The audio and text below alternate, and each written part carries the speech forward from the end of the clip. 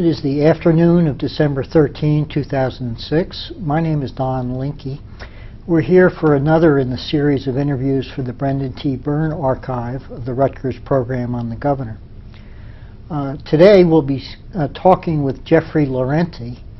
Jeffrey played a key role on the legislative staff for the Senate Democrats during the Byrne administration and slightly before the Byrne administration in terms of the key issues of the time, including the tax packages and school reform, as well as the new, legislation relating to the New Jersey Pinelands and the other major legislative programs enacted during the Byrne administration. Jeff, with the benefit of all the time that has passed since you left your role with the state legislature in Trenton, and the ability to think back about the crises and the issues and the accomplishments of those years in Trenton, what do you recall most? Well, first, one of the things that looking back is most stunning about those 8 years is the degree to which people involved in the government were able to think and act with a conviction that government could make major changes in the quality of lives for people. This is something that post-1981 one has to strain to think of as a normal way of thinking. Post-1981, after the kind of Reagan redefinition of the terms of America's political debate, the notion that government could be active and engaged and successful is very hard to recreate. And yet that was a theme that ran through certainly Brendan Byrne's tenure and his office, what he projected, what Democrats leading the legislature, many of them believed. So that is the first and biggest thing to have to come to grips with intellectually in trying to understand how that 8-year period was as remarkable as it was, because since then those have not been the terms of reference in which politics have been debated and argued. Second was the degree to which Byrne personally brought a sense of a very high bar, very high standard of integrity and of purpose. Dealing on the legislative side as I did, we were always engaged in trade-offs from people's own individual interests, even though there was also, particularly in the years that the legislator with whom I had been most closely associated, Joe Merlino, led the Senate. He certainly brought a big screen, big picture kind of sense of vision too, but by and large politics are politics, and you were dealing with individual egos, individual interests and all that. But I think it is fair to say that both before and after, you did not have quite such a period of public purpose being the first and often the prime consideration in shaping political decisions. Byrne's willingness to say no and walk away from a deal if the deal required the appointment of a decidedly second-rate judge, which had been part of the currency of New Jersey politics before and quickly became part of the currency of politics afterwards, really is one of the things that marks the Byrne years as a real, unusual period. And I think that this is something that any subsequent governor would be hard put to be able to recreate. How much of that was a product of its time? Brendan Byrne was elected sort of after and during the Watergate crisis on the federal level. In New Jersey, Governor Cahill had run into problems with key people within his administration and outside. And Brendan Byrne sort of was the right candidate at the right time to take advantage of this situation. And wasn't it almost easy for him to sort of carve out this reputation for integrity and for a very honest and open government, given that the times were sort of demanding this type of person? Or alternatively, given that the points of comparison or the points of reference were so low, it would be easy to seem high. The answer is no, it wasn't that easy. Yes, it was easy to be able to run for governor in 1973 during the Watergate year based on a Gyp DeCarlo quote, the man who couldn't be bought or whatever. But then to actually run a government and deal effectively with the legislature was not going to be easy, given that certain habits of mind are deeply ingrained in political practice.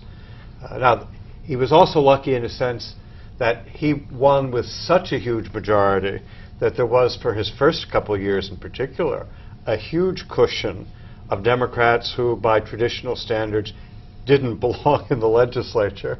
They had not been in the legislature for all the years of the traditional habits having Byrne in. So yes, they were more likely to be disposed, at least for the first year or so, to following the guidance of somebody who would set a higher bar. But it's very easy to lower the bar afterwards. And Byrne was remarkably successful, even when he was, 23% favorability in polling, at nonetheless sticking to his guns on the basic standards that you're going to require and expect of politics. So it wasn't that easy. He was also dealing, and these are two other factors for the overall picture to remember. One, with the overhang from, at the national level, John Kennedy and the New Frontier. And coming into the legislature at that time, coming into Byrne's own administration for the mid-level positions on down, were people whose whole political experience had been shaped as young people by the excitement of the Kennedy years, the notion of government being an engine for progress, the kind of second wave from the New Deal. So that was one asset. The second was this growth in this, and this is something that would have complicated in any other circumstance, his dealings with the legislature, a growth of legislative friskiness, if you will, the growth of a sense of legislative power, the exercising of the rights that the legislature had. The legislature during Byrne's first 2 years, and indeed during the Cahill years, had tripled its staff allotments, both for personal staff, for nonpartisan professional staff, and then for the non-professional partisan staff as well, that grew by leaps and bounds in that period. And that was providing a separate and independent capacity. So the legislature, at the same time that the governor was coming in with a mandate for raising standards, ethical standards, and changing the tone of politics in Trenton, the legislature was becoming newly empowered to block it if it wanted. Instead, quite remarkably, the legislature was very, very supportive of broad purposes. In some areas, pushed the envelope beyond where the governor had thought to go. In other areas, exercised some kind of restraints. And of course, on the issue of the income tax, was exquisitely responsive to the outcry in many sectors of the electorate that we've had enough about taxes, and made that into the most protracted and bitter battle, and yet in the end successful. At the colloquium that we held a few months ago here at the Eagleton Institute, Governor Byrne said that given the choice, he would not run for office today in the current climate. I'd like your sort of reaction to that comment, and also, more importantly, do you think somebody like Brendan Byrne could get elected in New Jersey today? Well, the big problem in getting elected is that since the 2005 election, the notion of what had been the cornerstone of Byrne's effort to reshape New Jersey politics, public financing of campaigns, was undercut by plutocratic John Corzine and Doug Forrester's decision to walk away from it. That is what makes it very difficult for a candidate like Brendan Byrne to run today. The marketization and the monetization of our politics. And while New Jersey probably has survived it a bit better than some other states, this process, this debasement process of the currency of politics by the inflation of dollar currency into the system, it's still much worse than it was in the 70s. In the 1970s, Brendan Byrne, who would not pick up a phone to call donors, could nonetheless have folks go out and sell him as somebody worth liberals investing money in. And any politician today who does not have a $500 million trust fund somewhere is going to have to spend all his time dialing for dollars and begging money from donors, something that Brendan Byrne hated to do, by all accounts. But it's something now that a candidate for statewide office is stuck having to do. But of course, given the recent concerns over the level of corruption in New Jersey and the various convictions and indictments, a candidate sort of in the Brendan Byrne model, who is looked at as the man who couldn't be bought or the squeaky clean type alternative, probably does have a great deal of attraction to the voter, don't you think? Well, what's interesting is that in 2005, at the gubernatorial level, I think it's fair to say that both political parties came up with somebody who, by their distinctive ideological lights, was, quote, squeaky clean. That Corzine is the man who can't be bought because the price tag is to be so high, I guess, and he doesn't need it. And Forrester was similarly of that kind of comfortable income level, and also great, passionate moral conviction personally, rectitude. But that could well be the exception, because you look at the others who were running in the Republican primary in 2005, it wasn't a pretty picture. And on the Democratic side, while Corzine was the only candidate, you only have to go back 1-2 gubernatorial election cycles, and you are depressed by the kinds of candidates that would emerge and be viewed as the leading candidates. Well, we'll talk a little bit more in more detail about sort of the current climate later in the interview. But before we go any further, let's sort of talk about your early upbringing and how you got to your role in Trenton, family, education, and so forth. Well, I didn't get to my role in Trenton through family connections.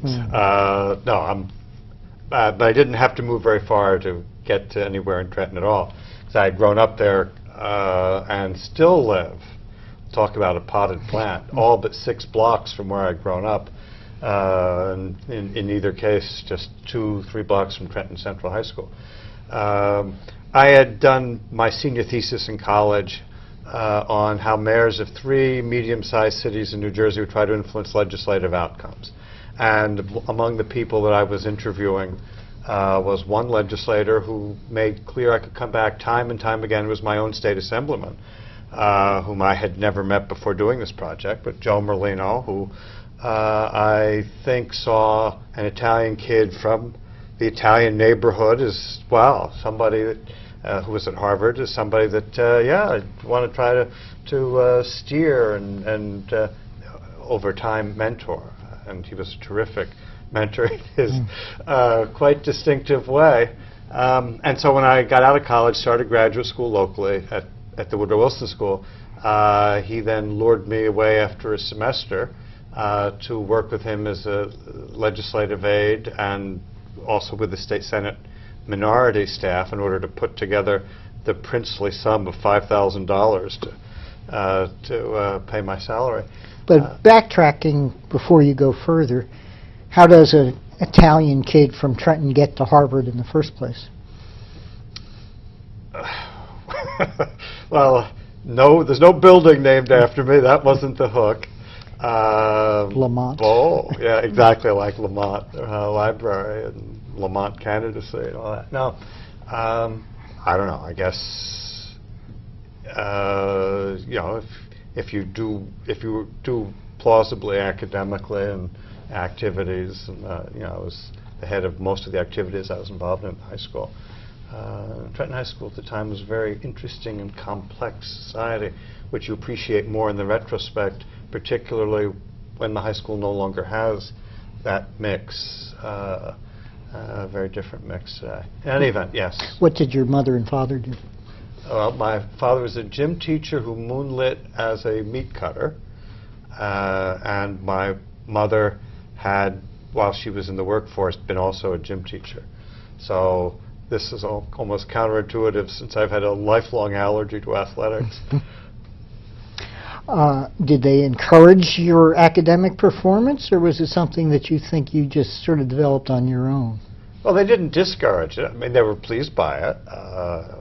But they weren't driving you toward No, absolutely not. And my three siblings, who all appeared in quick succession, all are all over the lot in terms of academics, so it was a quirk. And when you're deciding to apply to colleges from Trenton High School, what did you think your options were? Did you sort of see the Ivy League and Harvard in particular as something that was reasonable, or was this something of a stretch?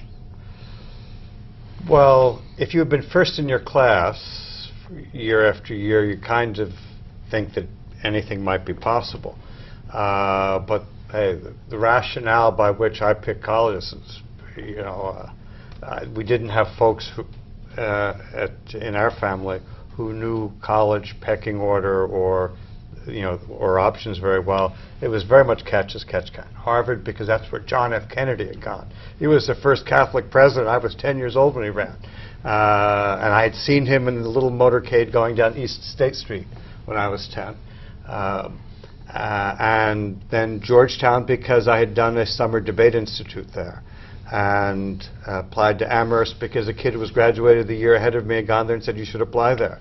I applied to Michigan State University because they were the first college to send me a solicitation. And then to Rutgers because it was a state university.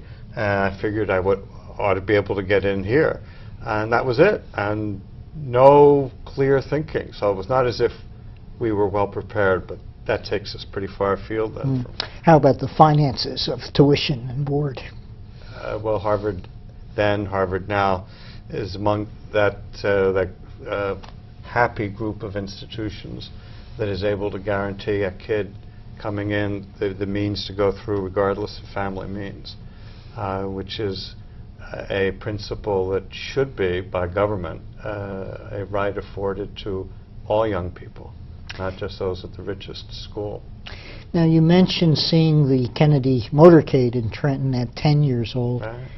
Any other sort of really early episodes which prodded your lifelong interest in public policy and politics and government?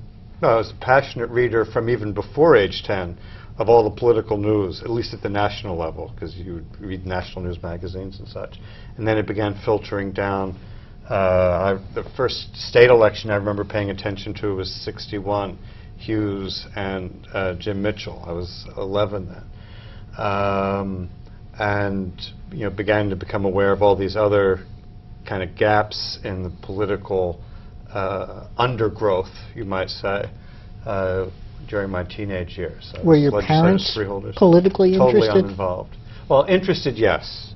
They were voters who would vote in just about every election. But did they see your interest somewhat strange or peculiar? No, not that it was strange or peculiar. It was like any kid. I also was an insect collector. I was 8 and 10. So it was kind of in that same strange interest, but you can humor it. It's not like going gothic or torturing frogs or something. No. What other memories of Harvard in terms of courses, professors, things that turned you on? Well, this is going a little far afield, but the guy who was my senior thesis supervisor was actually one of the emerging conservative thinkers, Edward Banfield. And one particular moment, when late in senior year, I indicated, or excuse me, no, it was the year before, 1970, when there was talk of Pete Williams not running for re-election. And Paul Ilvisaker's name was floated, and I had done an intern in public service job the summer before, and then Commissioner of Community Affairs Paul Ilvisaker had taken a special interest in the internship program.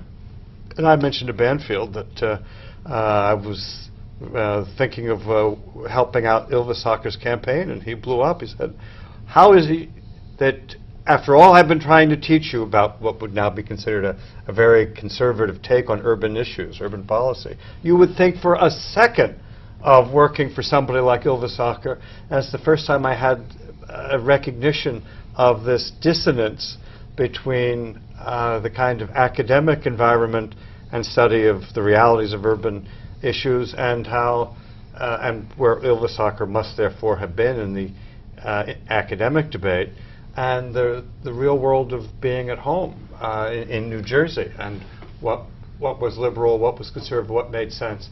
The other thing that I had, the other big experience, not in terms of courses, but in terms of a sense of politics, is how differently I found myself on the political spectrum at college as opposed to in Trenton. In Trenton, I was very liberal, because the key issue was race. Do you support blacks, and do you personally associate yourself with blacks' aspirations and with blacks as individuals and as friends? And that marked you in the Burg at the time, Chambersburg, as being way off to the left. And you go to Harvard, and at that time the issue at Harvard is not race, but the war. And I am still, with the scales in my eyes, the blinkers view of Cold War America, and this is a fight for freedom and democracy for the Vietnamese, and this and that, and only slowly over those 4 years did the scales fall from my eyes.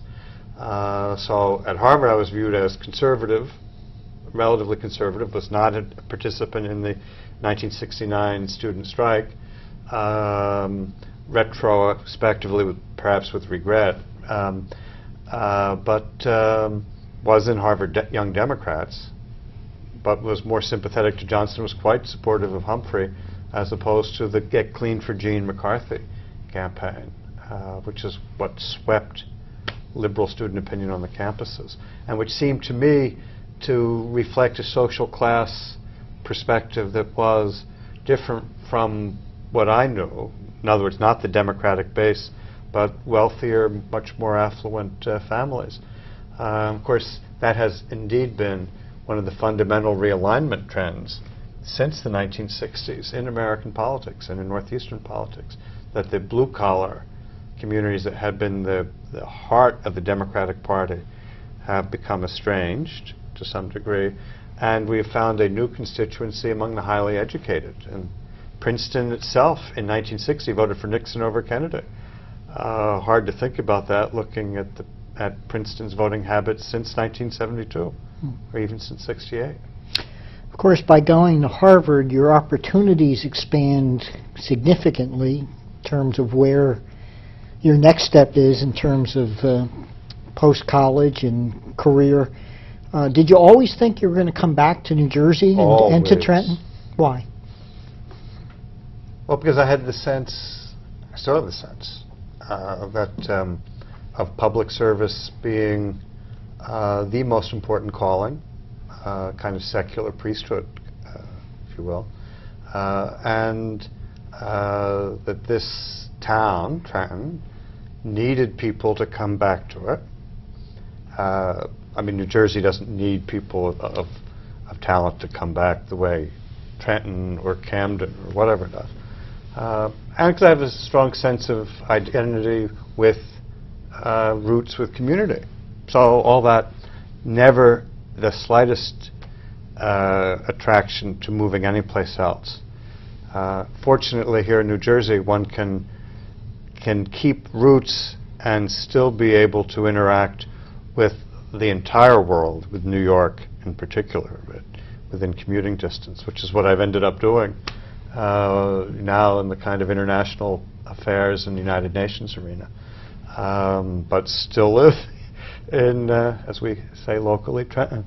Of course, at the time that you were starting your professional career, there was quite a bit of thought that Washington was really the center of the action, and that it was still not a bad thought that the federal government would take initiatives on urban policy and other problems of the time, and no consideration of possibly going to the federal government. Well, there was indeed consideration of possibly going to the federal government to do a fair chunk of one's public service career in Trenton, in New Jersey, and then to go to Washington in an elected capacity. And indeed, I, as you know, did run for the Congress in 1986, 84 in the primary, and then 86. But you always saw the first step coming back to New Jersey. Well, that's right. And I remember a conversation with Paul Ylvisaker during one of the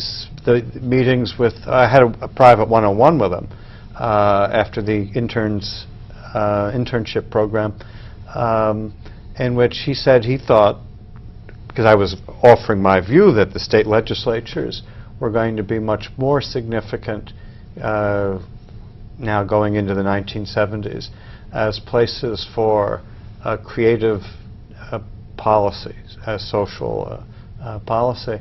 And Ylvisaker said that the state legislatures will be the new arena, because they've been totally dead till now, and they are not oversubscribed either. I mean, I still think that this is a place where young people of talent should try to at least see whether they can make some kind of impact. Although I would now recommend to young people what I had not known to try to do then, which is get in some Capitol Hill experience during your college years in order to have both a state, local, and a federal, national perspective. And you also discover that that latter is important for something that would have been anathema to me in my idealistic youth, a notion of networking, of actually positively thinking about trying to make acquaintances in a wide range of areas, which had the notion even existed and been suggested to me, then I would have said is outrageous. You do not want to meet people just in order to establish connections you can use later. But hey, that was the quirkiness of a kid who didn't know anything about the world. Talk more about those first meetings with Joe Merlino and what your take was on him as a personality and as a legislator, and well, to the extent you could figure out his take on you. Well, first, he reminded me an awful lot of my own father and uncles and all that. So this was a classic kind of somewhat volatile Italian or Italian-American male of a certain generation. And how should we put it? Expressive, often in a very earthy way, a direct way. I mean, the first meetings he was a little more careful, a little more formal, but over time you would see even more of the kind of family guy that he was, but also the mirror image to my own family in many ways. In the first meetings, I didn't have a sense of what his legislative prowess could be. A, because I did not yet have antenna for it, but B, because he was in the minority. I mean, this was a minority of 59 to 21. This was the fruits of the anti-Hughes landslide, if you will, of 1967, and then the 69 gubernatorial election that just entrenched those ill-gotten Republican majorities. And so the Democrats were virtually ornaments in both houses of the legislature at the time. I learned later that there had been some buzz in the local Democratic circles that I had joined up with Merlino, and in effect spurned the indirect recruitment and the possibility of working with Dick Coffey, who was then state senator, about to step out, but still county chairman. But Merlino was simpatico, and I have never regretted for a second my working with him, because once the Democrats gained majorities, and he had taken in hand the role of trying to help Senate candidates around the state in '73. I had a formal role created in the '73 campaign as kind of liaison to the Senate campaigns for the Byrne campaign, but was basically still effectively just working with Merlino in particular, helping Senate candidates on issues. And then suddenly you're in the majority, and a huge majority, 29-10, with Tony Imperiale, you will recall, as the lone independent. And it was going to be a whole new ballgame. I do remember in the lame duck session of 1973, which is famous for two things being done by outgoing Governor Cahill, both with the assent of the incoming governor. One was putting Dick Hughes on the Supreme Court as Chief Justice, and second, getting the legislature to approve full faith and credit pledge to be able to rescue the bonds of the floundering Sports Authority. And of course, most of the Democrats in that Senate had been opposed to Cahill's original bill to create the Sports Authority in 1970, and now they were obliged to eat crow, as it were, and to go out and vote for the pledge of full faith and credit behind the authority bonds, because the governor-elect of their party had decided to support it. And what did strike me as a very new kid on the block, in a sense, was the flexibility with which people could adapt to a change of cues. Then, after Byrne swearing in, the first major event was the rushing through of the legislation to deal with the gasoline crisis, because this was the year of the Arab oil embargo and gasoline lines half-mile long in places. The famous odd, evil, I guess for subsequent generation, totally unknown, expedient of odd, even days for being able to buy gasoline based on your license plate number and such. You recall that? I must recall that. I want to stop you, though, for a moment and backtrack a bit. Well, let me just finish off this, because this is just finish the sentence. Okay. That this was the legislature, in effect, acting for a month in the role of what had been Franklin Roosevelt's 100 days in the early 1933, being willing to adopt significant legislation, whooping it through, scarcely read. This was very quickly brought to a halt, and folks began asserting a new legislative responsibility to read bills and decide on them by the second month, not out of any antagonism to the governor, by a sense that this is what our job as legislators is supposed to be. Before Brendan Byrne gets elected and takes office, talk about the politics. You were working for a Mercer County organization. Dick Coffey initially was a candidate in that election. What were the politics? Did you understand it at that time? Did you get up to speed as to who the players were and what Coffey was trying to do and who the other alliances for other candidates were backing? Well, right. I mean, I was, quote, in the game now for all of a year and in a legislative aides capacity. But it was, Dick Coffey was looking to find alliances with some of the major Democratic organizations in northern New Jersey in order to give himself the kind of springboard. He had lined up a consultant firm, so this was already a sign of new politics. I think it was John Martilla.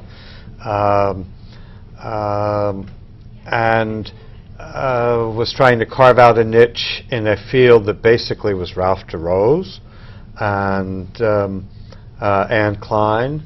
So he was trying to position himself as a Dick Hughes tradition center of the Democratic Party. And once then we heard of this Brendan Byrne coming in, and of course in Mercer County, Brendan Byrne was not a household name. It was an Essex County name. And once his candidacy began to pick up steam, then that political space that Coffey was looking to occupy was not viable. So Coffey cut his deal and withdrew in favor of Byrne, seeing that Byrne had already put together the crucial pieces in northern New Jersey where Coffey had to find support if he was going to make it. How involved was Joe Merlino, and I guess how involved were you in the early Coffey campaign? Well, not deeply, because I don't know about Joe. I hadn't heard of any activities that he was being called on to do in terms of trying to open doors for Dick Coffey. And certainly, we would just have been at that point, ready to do whatever, as you got closer to the primary, might have been called upon. But I was not in any way engaged in the inside. So, and did you have any disappearance of the coffee machine?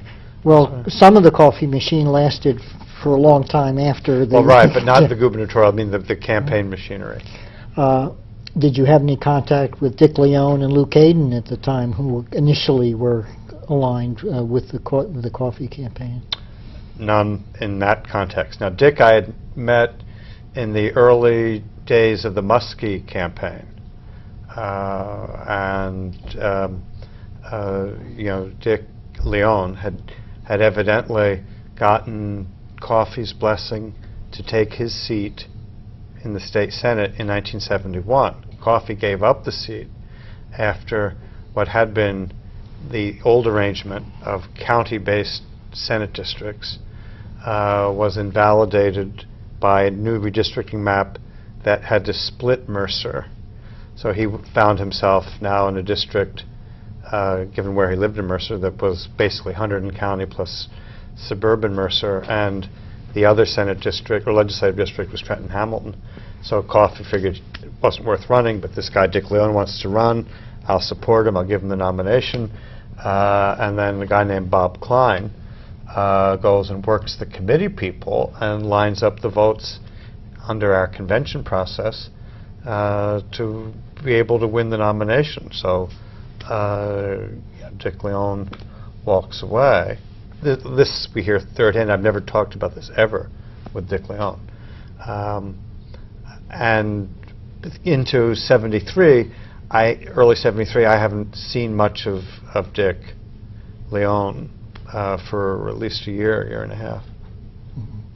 Now, when Brendan Byrne enters the race late in the primary season, you said that Dick Coffey felt his own campaign was undermined. Did you believe personally that Brendan Byrne was a sure winner in the primary?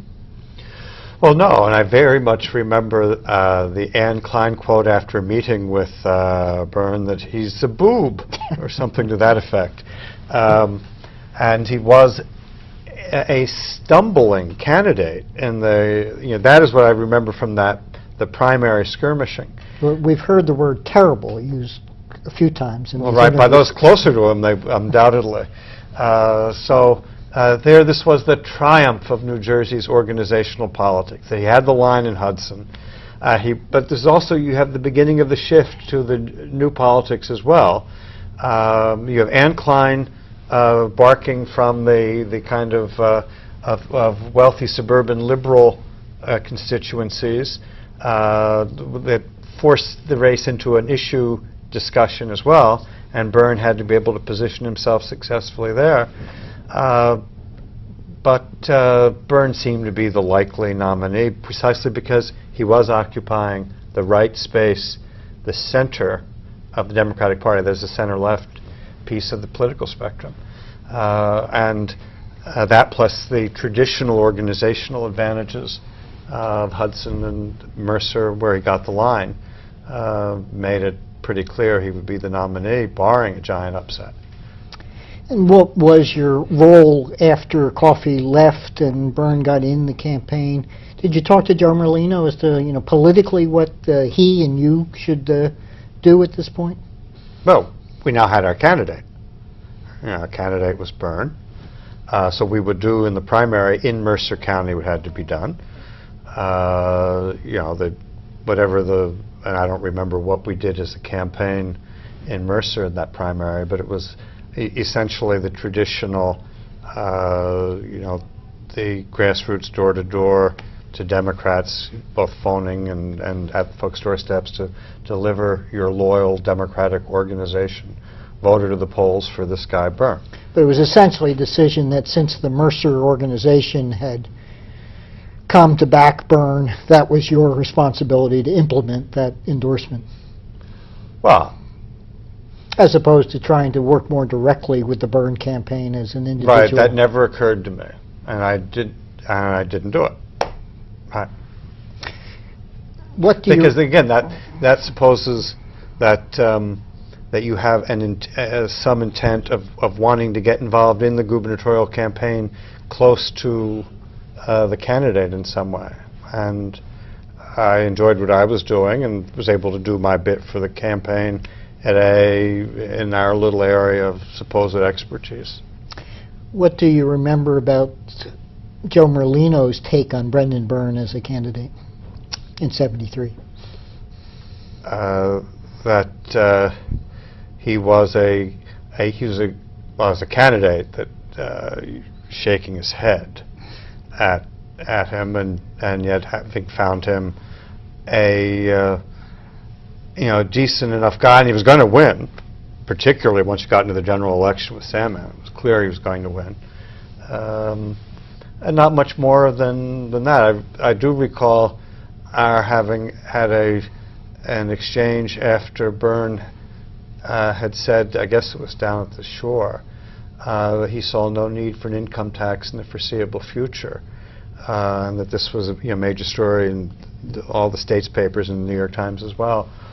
Why the hell did he say that? Because Merlino had been one of the relatively small number of Democrats in the state Senate who in 1972 with Cahill's plan had publicly supported the tax plan when virtually all the other Senate Democrats were waiting to see if it would even come over from the Assembly. Why put yourself out in any way on it?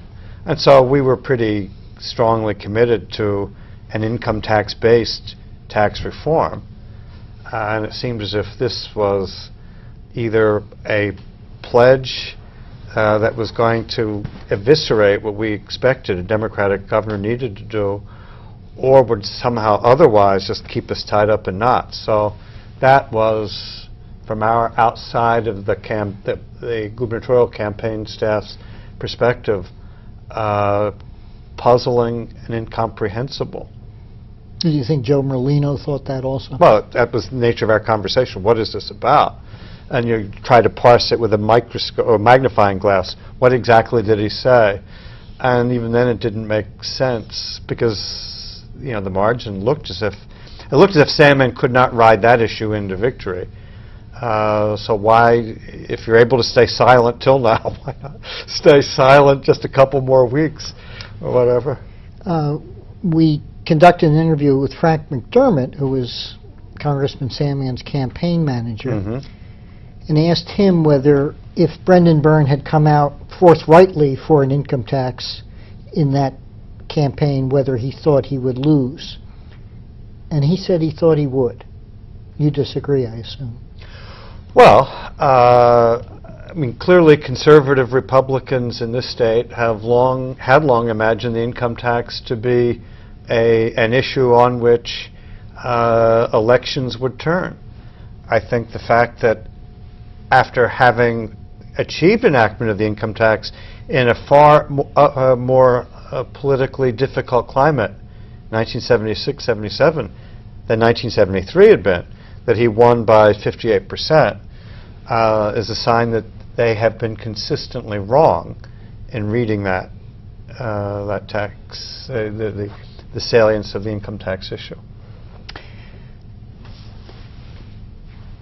Now that Brendan Byrne is in office, and we sort of started to deal with this a little bit, and you have this great shift in the legislature in terms of the partisan makeup and composition, you said that it was sort of a shock in terms of this turnover.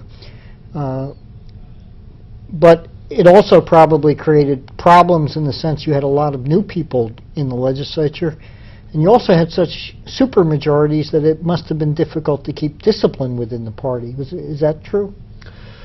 Well, the supermajorities made it hard to have 66 votes on every issue in the Assembly.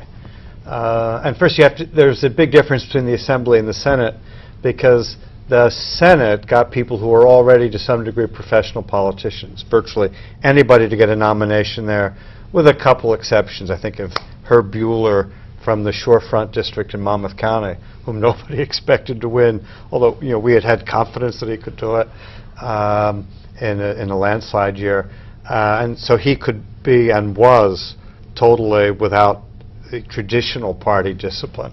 But most of the guys who run for the Senate, if they weren't already graduating from the Assembly, and there were a few of those in the class of '73, had not been active, nonetheless been engaged in politics at a local level to get the Senate nomination. In the Assembly, you had a much larger number of people whose first venture into elective politics now was running for the Assembly in a hopeless Republican district and being absorbed into the legislature in spite of yourself by the breadth of the Byrne sweep, the landslide, and the revulsion against, frankly, against Nixon. I'd written for Joe a press release a week or so before the election that in effect foretold, on the assumption that that Byrne was going to win by the margins we had said, and the release said, among other things, that this election shows that the American voters are going to punish the Republican Party until it dumps Richard Nixon, quote unquote, pretty much, which got picked up by Associated Press, by papers around the country, because this was seen as the harbinger of a Republican debacle of unprecedented proportions in the year ahead. And I think that sense that we are on the cusp of a major transformation in the national picture as well also helped encourage Democrats in the new legislature to be wanting to be on the front lines of defining what can be American politics. And Byrne certainly positioned himself and them in that role with this Roosevelt-style 100 days flood of legislative initiatives in the first 6 months. And we did stall a bit or put some limits on this new idea of a public advocate, which had seemed to us, which went flying through the Assembly. On the Senate side, this seemed to us perhaps to evoke precisely the kind of liberal social engineering that our traditional blue-collar base was uncomfortable with looking back at the McGovern election. So we put some of the more visionary aspects of that on a bit of a 4-year leash in terms of a 4-year trial authorization. And Stanley Van Ness was quite upset at our backward thinking on this. And then 3 years later, Merlino was the one who sponsored the legislation to drop the expiration date. But by and large, the public advocate fell in with public financing, gubernatorial campaigns, the other major initiatives, the voter registration by mail, although we already had a bill in. We had to dicker with Bob Raymore and others on coming up with the administration's proposed text. But you had this surge of reform legislation that sought to take advantage of these new opportunities to position New Jersey on the front lines. It became very quickly forgotten that in those first 6 months there was a good deal of talk of Byrne being positioned for the national ticket in 1976 because of this record that was being compiled. This ocean liner that was steaming ever faster out of port till it hit the iceberg of the income tax. During the transition after the election, as the Byrne people sort of developed their own legislative program, do you feel there was enough dialogue between the legislature and the leadership in particular and the new Byrne people in terms of shaping that? There was very little dialogue. The fact that the incoming governor had picked for a couple months state senator, but she remained on the staff in the 1972-73 Senate as minority counsel to Senate Democrats. Jerry Fitzgerald English, as his legislative counsel, at the beginning was not seen as having a substantive impact because the real brain trust was in Lou Caden's shop and the remarkable collection of talents that he assembled in counsel's office, and of course with Dick Leone, neither of whom was seen on the legislative side as reaching to include legislative input in the shaping of administration bills. And so there was the sense at the outset that the administration was coming up with bills, handing them to the majority leaders in the two houses to find sponsors for, and expecting them to deliver these. Again, it's a classic Roosevelt 100 Days syndrome. Merlino on the Senate side in particular wasn't going to cotton to it for very long. Although ideologically he was in exactly the same place, if not maybe even a couple millimeters to the left on some of these issues. The legislature had its own integrity. I think we're going to have to pursue this in this second taping, because there are interesting issues in this that we had begun to surface in the colloquium, the infamous, from our point of view, Burstein constitutional amendment on delivery of bills, all springs from this issue. Well, why don't we break now and resume at another time? All right, let's do that.